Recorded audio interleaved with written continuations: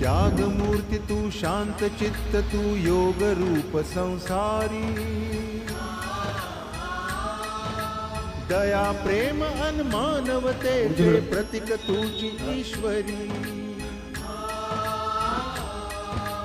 सिद्धमूर्ती Siddharth Gautam सकलांचा Swami